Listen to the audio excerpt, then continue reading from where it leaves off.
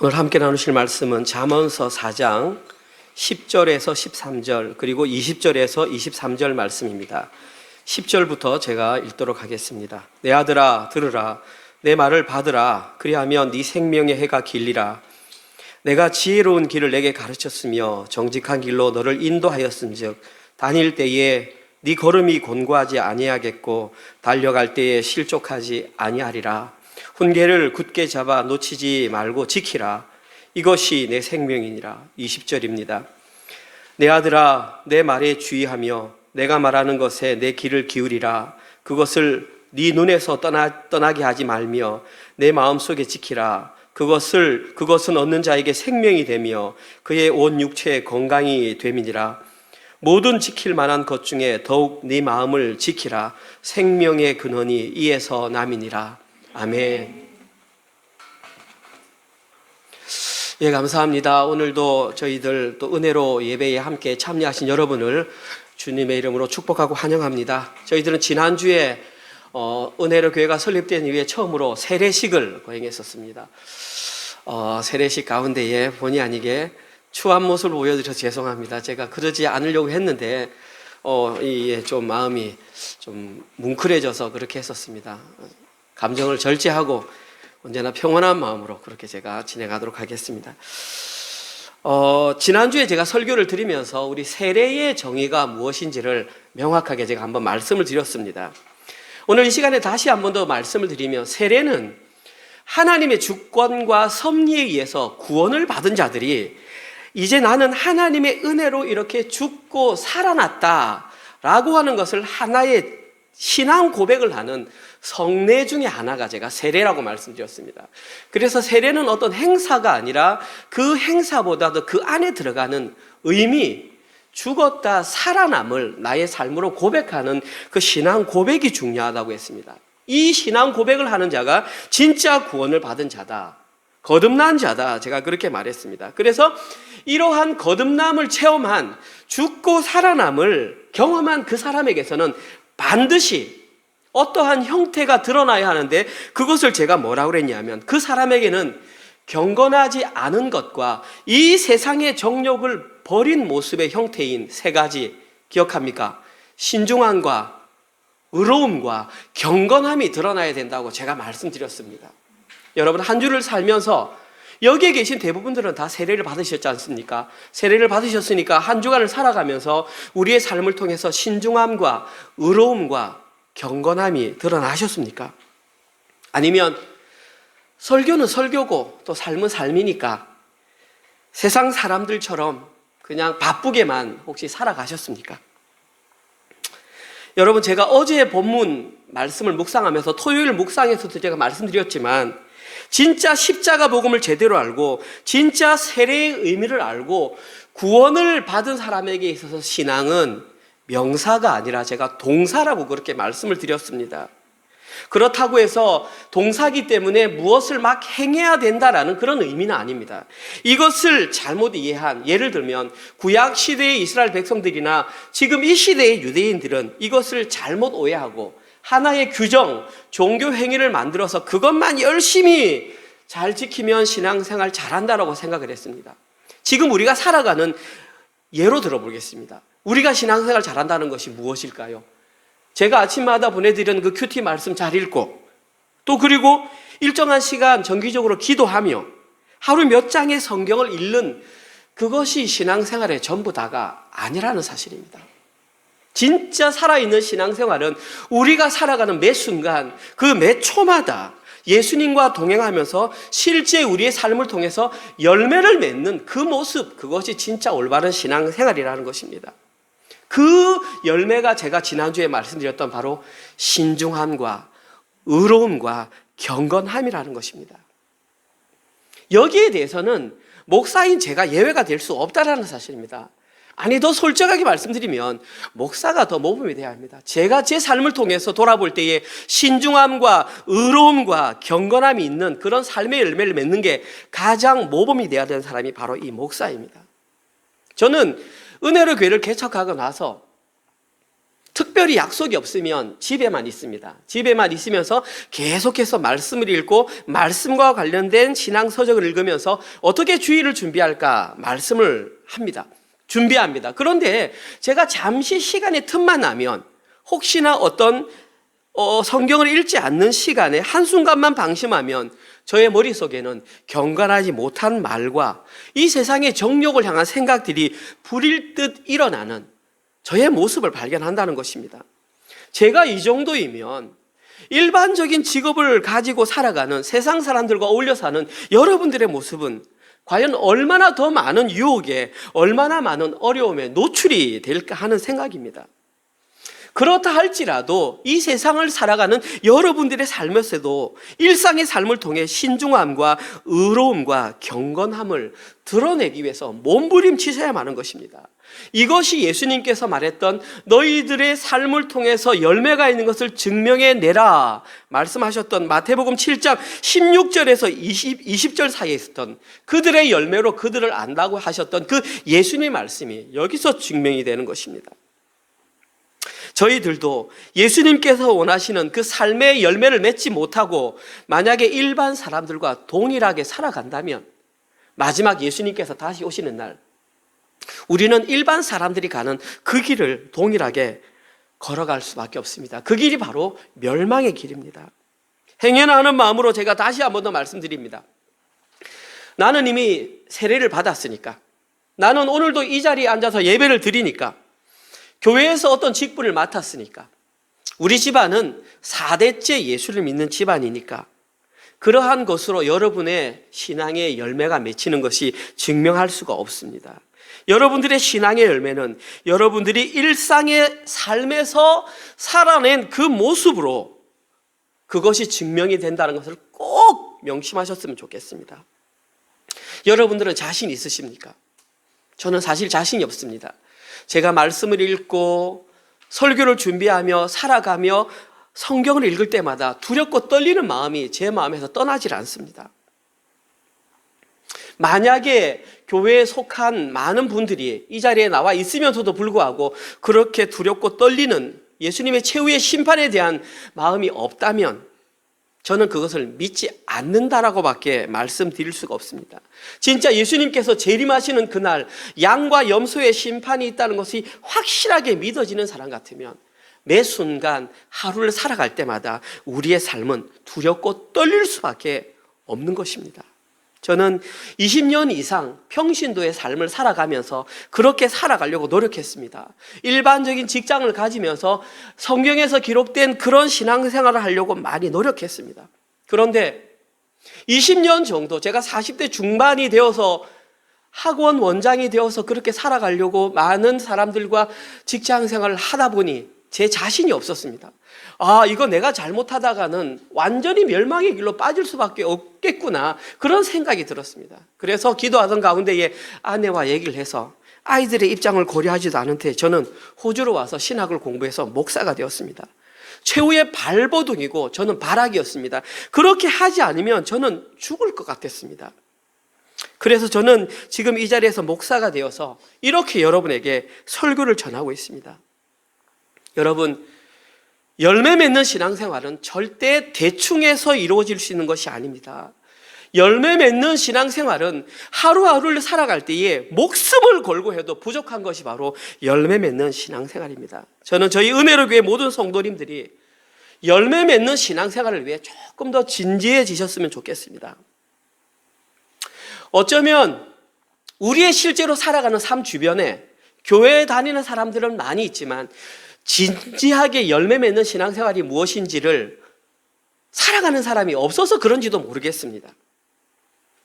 그러나 많은 신앙의 역사를 보고 신앙 서적에 보면 그런 사람들이 있습니다. 제가 지난 한 주간 살아가면서 조선회상이라고 하는 그런 책을 읽었습니다. 여러분들이 읽어보신 분이 계신지 모르겠습니다. 이 책의 저자는 셔우드 홀, 닥터 셔우드 홀이라고 하는 의사 선생님이 이 책을 지었습니다. 이 닥터 셔우드 홀이라고 하는 사람은 한국에서 의사로서 전 세계를 살다가 1940년에 일본에서 쫓겨나가지고, 일본에 의해 쫓겨나가지고 인도에서 그 의료 생활을 하다가 마감한 사람인데, 이 사람의 부모님이 누구냐 하면 제임스 닥터 홀이라고 하는 사람입니다. 이 사람은 캐나다 사람인데 캐나다에서 공부를 하다가 의사가 되었습니다. 그리고 선교에 대한 부름을 받고 미지의 땅 조선을 향해서 왔는데, 아내와 함께 왔는데 결혼한 지 약 4년째 되던 해에 조선에 있던 전염병 환자를 치료하다가 전염병이 걸려서 4년 만에 죽고 말았던 그 안타까운 의사, 그때 첫 번째 아들 이름이 지금 셔우드 닥터 홀이라는 사람입니다. 아버지가 죽었을 때 3살, 여동생이 1살 때 아빠가 4년 만에 죽었습니다. 그런데 그 어머니도 의사였는데, 어머니가 그 수많은 의료병원을 세웠는데 그 중에 시초가 뭐냐 하면 이화여대 의대 부속병원이 이 어머니가 지은 병원이고, 고려대 의대병원이 어머니가 지은 병원입니다. 그리고 아들은 다시 캐나다에 가서 공부를 해서 의사가 되어서 해주, 황해도 해주라는 지역에서 와서 병원을 세웠습니다. 그리고 우리나라 최초의 결핵 요양소를 세웠던 분이 바로 닥터 셔우드 홀이라는 사람입니다. 그리고 이 사람은 1932년에 우리나라 최초로 크리스마스 시를 만들어서 그 자금을 모아서 병원을 설립했던 사람입니다. 그런데 이것이 일제가 볼 때에는 독립운동과 관련이 있다고 생각을 하여서 추방명령을 내려서 한국에서 쫓겨났고, 죽기 전에 자기가 한국에서 살았던 그 기억을 되살려서 아버지 이야기부터 자기 이야기까지 기록된 것이 조선회상이라고 하는 책입니다. 여러분들도 꼭 시간 나면 읽어보시기 바랍니다. 파란 눈을 가진 사람이, 의사가, 그것도 무엇이 아쉬워서 이 한국 땅에 와서 자기의 젊음과 이대에 걸쳐서, 아버지가 4년 만에 전염병에 걸려서 죽었으면 우리는 겁이 나서 도망갈 텐데 그 아들이 의사가 되어서 오히려 더 큰 일을 해냈던 그 일들이 실제로 조선에서 일어났다는 말입니다. 저희들은 좀 더 치열하게 신앙생활을 하실 필요가 있습니다. 특별히 저희 청소년들, 청년들이 젊은 시절부터 좀 그러한 신앙생활을 했으면 좋겠습니다. 이것이 실제로 우리의 삶을 살아가면서 열매 맺는 신앙생활인 것입니다. 이러한 의미로 오늘은 저희 은혜로교회가 설립되고 처음으로 성찬식을 거행할 것입니다. 이 성찬식에 참여하시는 모든 분들은 성찬의 의미를 제대로 이해하시고 성찬에 참여하셔야 합니다. 만약에 지금까지 성찬에 대한 의미를 잘 모르셨다면 오늘 설교를 통해서 성찬이 무엇인지 명확하게 인지하시고 성찬에 참여하셨으면 좋겠습니다. 또한 저희 교회에서는 그 성찬의 의미를 되새기기 위해서 정기적으로 성찬식을 진행할 예정입니다. 그때마다 성찬의 의미를 정확히 인지하셔서 예수님의 십자가 사역에 동참하는 마음으로 예수님의 살과 피를 나누셨으면 좋겠습니다. 그러면 성찬의 의미를 배우기에 앞서서 오늘 본문에는 어떠한 내용이 기록되어 있는지 간략하게 살펴보고 성찬의 의미를 배워보겠습니다. 오늘 본문에는 어제 본문과 연결이 되는 내용입니다. 어제 본문에는 아버지가 아들에게 훈계를 하는 내용의 형식으로 자녀에게 어떻게 전달하는지 그 내용이 기록되어 있었습니다. 오늘 제가 읽었던 본문에 어떤 특정한 단어가 반복되어서 기록되는 것을 여러분은 발견하셨습니까? 한 가지의 단어가 4번 연속해서 기록이 되었습니다. 그 단어는 바로 생명이라고 하는 단어입니다. 오늘은 이 생명에 초점을 맞추어서 오늘 본문 말씀을 살펴보겠습니다. 오늘 보면 10절에서 13절 말씀. 내 아들아 들으라. 내 말을 받으라. 그리하면 네 생명의 해가 길리라. 내가 지혜로운 길을 내게 가르쳤으며 정직한 길로 너를 인도하였은즉 다닐 때에 네 걸음이 곤고하지 아니하겠고 달려갈 때에 실족하지 아니하리라. 훈계를 굳게 잡아 놓치지 말고 지키라. 이것이 네 생명이니라. 가장 먼저 오늘 보면 10절에 보면 솔로몬이 가장 먼저 아들에게 제시한 것이 내가 말했던 말을 받아야만 생명의 해가 길어진다고 그렇게 말을 했습니다. 여기에 기록된 내 말을 받으라 라고 하는 이 단어의 히브리어는 라카흐라고 합니다. 이 단어에는 어떤 뜻이 있냐면 쥐다 혹은 취하다 이런 뜻이 있습니다.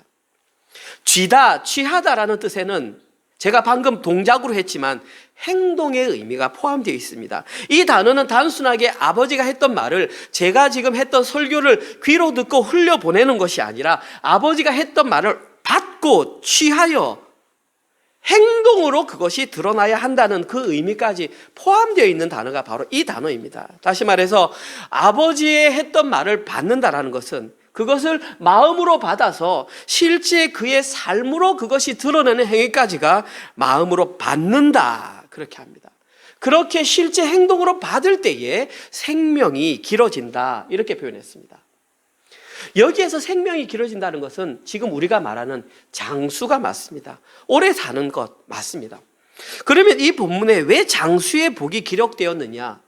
그러면 지금 이 시대에도 무조건 일찍 죽지 않고 오래 사는 것이 복이겠구나, 그렇게 생각하셔는 안 됩니다. 왜냐하면 여기에 기록된 이 장수의 복은 단순하게 생명이 길어지는 것이 아니라 이것은 질적으로 양적으로 하나님과 깊은 영적인 관계가 깊어진다라는 것을 의미하는 것입니다. 이 말이 기록된 이유는 이 구약 시대에는 복의 실체 대신 예수님이 아직 안 오셨기 때문에 복이 무엇인지 설명할 때에는 무조건 눈에 보이는 것으로밖에 설명할 수가 없습니다. 예를 들면 오래 사는 것, 돈을 많이 얻는 부귀영화, 아니면 명예가 높아지는 것, 자녀들이 잘 되는 것, 그런 것들을 복으로 설명할 수밖에 없습니다. 그런데 이미 예수님께서 오신 이후에는 이것이 복이 아니라 예수 그리스도와 동행하는 그것이 진짜 복이라는 것입니다.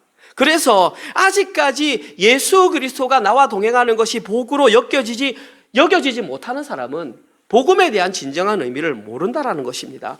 이 시대의 복은 예수 그리스도가 우리와 동행함으로 나와 동행하며 영생을 누리는 그것이 진짜 복이라는 것입니다.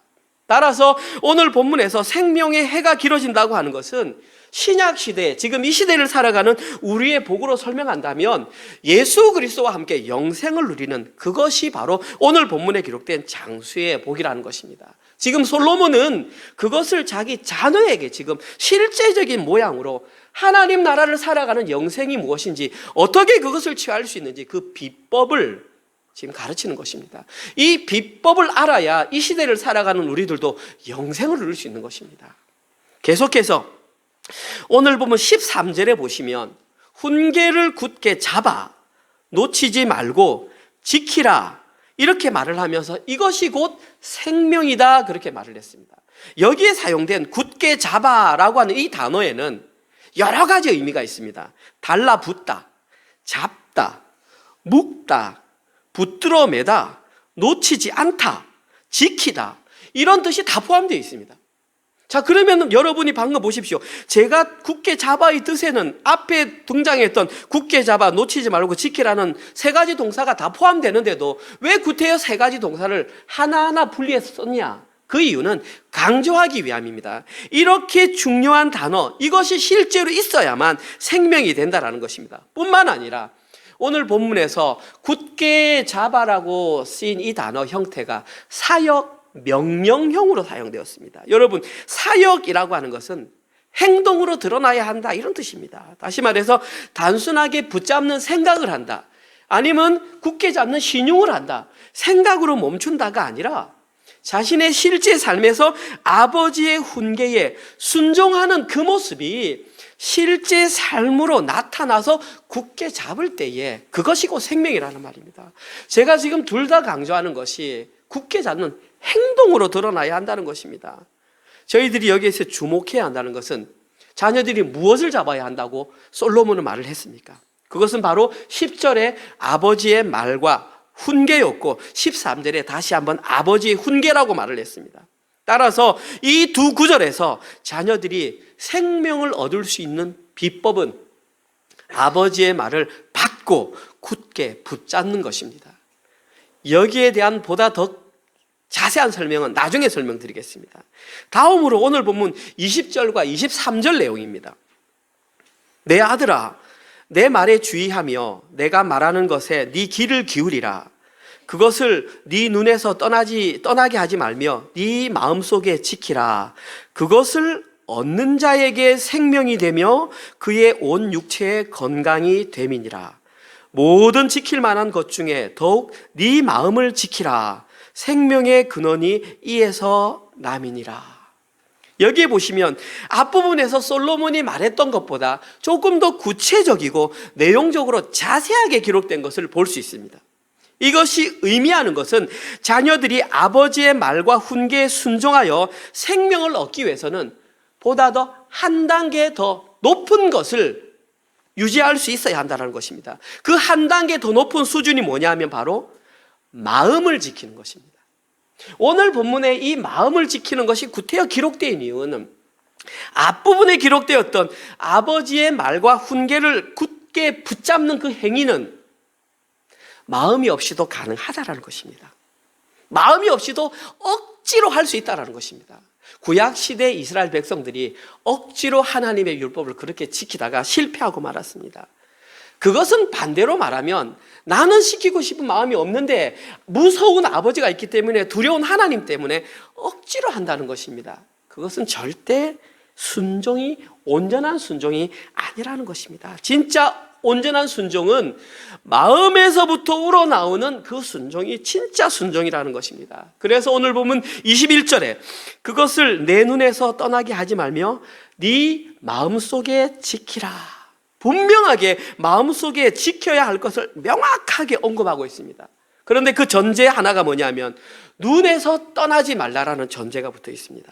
여러분, 눈에서 떠나지 말라는 것은 그 눈이 하는 것은 눈이 쳐다보는 그것은 결국 그 사람의 마음이 거기 가 있다는 뜻입니다. 여러분 보십시오. 눈이 가 있는 곳에 여러분 마음이 함께 움직이는 것이 일반적인 상식입니다. 눈은 어떤 것을 바라볼 때에 마음이 거기에서 도착하게 하는 그런 힘이 있습니다. 뿐만 아니라 내 마음을 지키라라는 이 표현에서 마음이라고 하는 단어는 레바드라고 하는 히브리어입니다. 이 레바드라고 하는 히브리어는 인간 내면 세계를 총칭하는 것입니다. 여러분 마음속에 마음이라고 하는 것을 히브리어로 말하면 지정의, 사람의 전인격을 마음이라고 합니다. 지금 여기서 마음을 지키라 이런 것은 지정의, 전인격을 지켜라, 지금 이 표현입니다. 오늘 본문에서 내 마음을 지키라, 지정의의 전인격이 악한 것들로부터 병들지 않도록 내 마음을 굳건하게 경계하라, 그런 뜻입니다. 만약에 지정의 어떤 한 부분에서 소홀해진다면 어떤 결과가 발생하냐면 오늘 본문의 22절에 기록된 대로 생명을 잃을 수도 있고 육체의 건강을 잃을 수도 있다고 말했습니다. 이처럼 성도에게 가장 중요한 것은 지정의, 전인격, 다시 말해서 그 마음을 지키는 것이 너무나 중요하다는 것입니다. 그리고 오늘 본문에는 우리의 마음을 공격하는 가장 대표적인 수단이 눈으로 보는 것이라고 했습니다. 안목이 우리의 가장 큰 적이라는 것입니다. 사탄은 지금 이 시대를 살아가는 성도의 마음을 빼앗는 가장 중요한 수단으로 바로 안목을 사용하고 있다는 것입니다. 이 내용은 특별히 우리 청소년부, 청년부, 자 주목하십시오. 청소년부, 청년부들이 분명하게 기억합니다. 여러분들은 지금 일상을 살아가는 여러분의 삶 가운데에 무엇을 보는 데에 가장 많은 시간을 보내십니까? 성경입니까? 신앙 서적입니까? 아니면 어떤 TV나 유튜브나 동영상입니까? 특별히 보지 말아야 할 동영상에 심취해 있지는 않습니까? 여러분들이 무엇을 보느냐에 따라 오늘 본문은 여러분의 생명이 달려있다고 했음을 명심하시기 바랍니다. 그리고 지금 제가 이 시간 얘기한다고 해서 보면 안 되겠구나, 알았어, 이렇게 한다고 해결될 문제가 아닙니다. 진짜 중요한 것은 이 예배를 마치고 집으로 돌아갔을 때에 실제로 오늘 오후 시간부터 나머지 주어는 모든 일주일의 삶에서 여러분들이 실제로 그것으로부터, 보는 것으로부터 멀어져야 온전히 깨달았다고 말할 수 있는 것입니다. 그렇게 깨닫고 행동했을 때에 죽느냐 사느냐가 바로 결정이 되는 것입니다. 지금까지 하지 않던 행동을 하려고 하니 얼마나 힘들겠습니까? 이것이 바로 예수님께서 말씀하셨던 자기를 부인하고 자기 십자가를 지는 그 삶이 여러분의 현실에서 드러나는 것이 바로 이것이라는 사실입니다. 여러분들은 특별히 우리 청년들과 청소년부들은 이 생명을 지키기 위해서 처절하게 몸부림치셔야 합니다. 그것이 진짜 십자가의 복음을 아는 자들이 영생을 살아가는 삶의 모습이기 때문입니다. 이처럼 성도가 이 땅을 살아가면서 마음을 지키는 것은 너무나 중요한 것입니다. 그래서 오늘 본문 23절에서는 오늘 본문의 결론으로 모든 지킬 만한 것 중에서 더욱 내 마음을 지키라. 생명의 근원이 이에서 남이니라. 이렇게 말을 했습니다. 여기에 사용된 생명이라는 단어가 바로 하이임이라고 하는 단어입니다. 명사입니다. 그리고 이것의 동사가 하이, 살아있다 이런 뜻입니다. 확대되어서 잘 살다, 번창하다, 안전을 지속하다, 생존하다, 건강을 회복하다, 고침을 받다, 생생하다, 활기가 넘치다, 이 모든 뜻이 하이라는 단어에 다 포함되어 있습니다. 그런데 이 모든 뜻 가운데에 가장 중요한 것은 살아있다라는 뜻입니다. 살아있어야만 잘 살 수도 있고 번창할 수도 있고 건강을 회복할 수도 있고 활기가 넘칠 수도 있다라는 것입니다. 그리고 이 모든 것의 이유가, 이렇게 살아있을 수 있는 이유가 바로 여러분의 마음을 지켜야 하는 것입니다. 이처럼 성도가 이 땅에서 영생을 살아내기 위해서는 반드시 마음을 단단히 지켜야 하는 것입니다. 그리고 그 마음을 단단히 지키기 위해서는 제가 윗부분에서 말씀드렸던 것처럼 아버지가 했던 말, 아버지가 했던 훈계, 아버지가 말하는 그것에 귀를 기울여야 하는 것입니다. 그리고 굳게 붙잡고 삶으로 살아내야 됩니다. 자, 그러면 이 시점에서 오늘 본문에 기록된 그 말, 아버지가 했던 훈계, 그 아버지가 했던 말씀, 그것의 정체가 무엇일까요? 오늘 우리는 그것을 밝히고 돌아가야 합니다. 일단 오늘 본문에 기록된 표면적으로 얘기하면 솔로몬이 그의 아들들에게 했던, 이렇게 살아야 살 수 있다라고 했던 교훈이나 훈계나 가르침이라고 할 수 있습니다.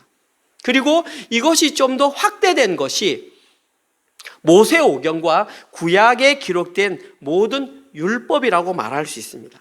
그래서 이스라엘 백성들은 이것의 중요성을 깨닫고 자녀들에게 율법을 잊지 않도록 하기 위해서 신명기 말씀에서 어떻게 해야 하는지를 분명하게 가르쳐 주었습니다. 어저께 큐티 내용에 제가 기록했던 내용입니다. 신명기 6장 4절에서 9절. 이스라엘아 들으라. 우리 하나님 여호와는 오직 유일한 여호와시니 너는 마음을 다하고 뜻을 다하고 힘을 다하여 내 하나님 여호와를 사랑하라. 오늘 내가 내게 명하는 이 말씀을 너는 마음에 새기고 네 자손에게 부지런히 가르치며 집에 앉았을 때든지 길을 갈 때든지 누워있을 때든지 일어날 때든지 이 말씀을 강론할 것이며 너는 또 그것을 네 손목에 매어 기호로 삼으며 내 미간에 붙여 표로 삼고 또 내 집 문설주와 바깥문에 기록할지니라.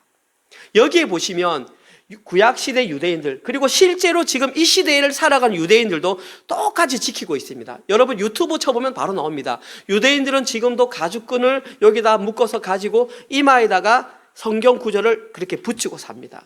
그들이 했던 4가지 가르침. 첫 번째, 말씀을 마음에 새겨라. 두 번째, 자녀에게 부지런히 가르치라. 세 번째, 손목에 메고 미간에 붙여서 기호와 표로 삼아라. 네 번째, 집 문설주와 바깥문에 기록하라. 그리고 이렇게 4가지를 하면 그들이 그 율법을 통해서 생명을 얻게 될 것이라고 가르쳤고 굳게 믿었습니다. 결과적으로 그들은 이렇게 해도 구원을 얻지 못했습니다. 그들은 실패하고 말았습니다. 그 이유는 외형적으로 그것을 전통을 잘 전수한다고 했지만 실제로 마음을 지키는 것이 무엇인지를 몰랐기 때문입니다. 마음을 지키는 것과 아버지의 말과 훈계가 무엇을 의미하는지 몰랐기 때문에 그들은 실패하고 멸망의 길로 걸어갔던 것입니다. 오늘 본문에 등장하는 아버지의 말과 훈계가 무엇인지는 신약 성경에 나와 있습니다. 베드로 사도가 이렇게 말합니다. 베드로전서 1장 23절에서 25절 말씀입니다. 너희가 거듭난다는 것은 구원받는 것입니다. 새 생명을 얻는 것입니다. 너희가 거듭난 것은 썩어질 씨로 된 것이 아니요 썩지 아니할 씨로 된 것이니, 여기에 사용된 씨라는 히브리어 단어가 제라입니다. 항상 살아있고 항상 있는 하나님의 말씀으로 되었느니라. 그러므로 모든 육체는 풀과 같고 그의 모든 영광은 풀의 꽃과 같으니, 여기서 말하는 풀과 그의 꽃은 율법을 말합니다. 풀은 마르고 꽃은 떨어지되 구약의 율법을 그대로 지키면 떨어진다는 말입니다. 오직 주의 말씀, 예수 그리스도의 그 말씀만이 세세토록 있도다 하였으니 너희에게 전한 복음이 곧 이 말씀이니라. 베드로가 풀어서 우리에게 설명을 해주는 것입니다.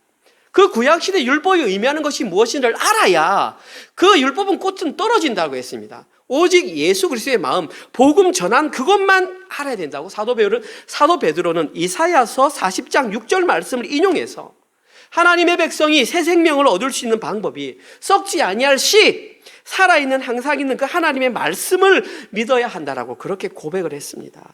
그러면서 베드로는 바로 그 복음이 말씀이다, 그렇게 말을 했습니다. 그러면 그 말씀이 무엇인지 봅시다. 갈라디아서 3장 16절을 보시면 사도 바울은 이 썩지 않을 씨, 제가 제라라고 했습니다. 그것이 곧 그리스도라고 했는데 읽어보겠습니다.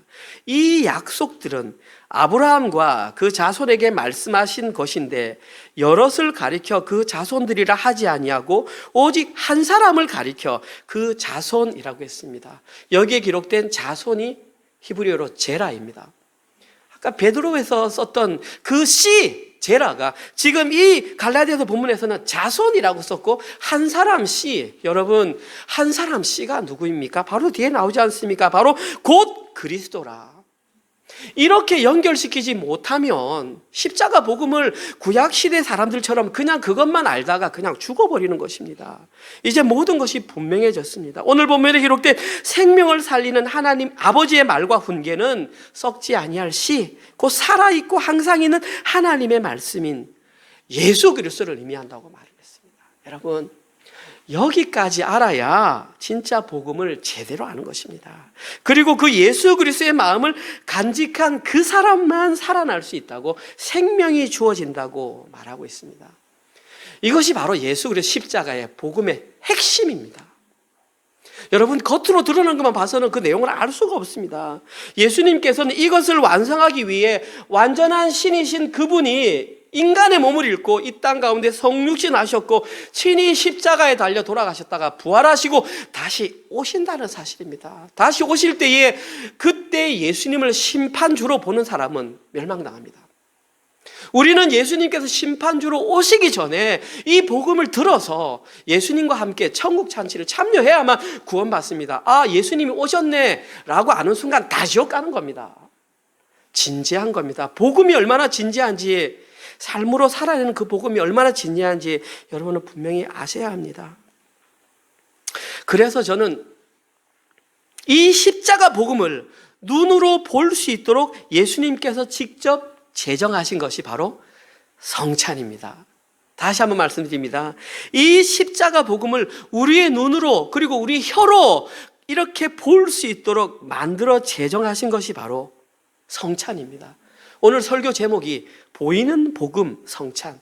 우리는 지금 그 보이는 복음을 오늘 경험할 것이고 그것을 경험하게 될 것입니다. 예수님께서는 십자가에 달려 돌아가시기 직전에 이 성찬에 대해서 설명해 주셨습니다. 그러면서 이것을 내가 다시 오는 날까지 다시 지키라라고 그렇게 말씀했습니다.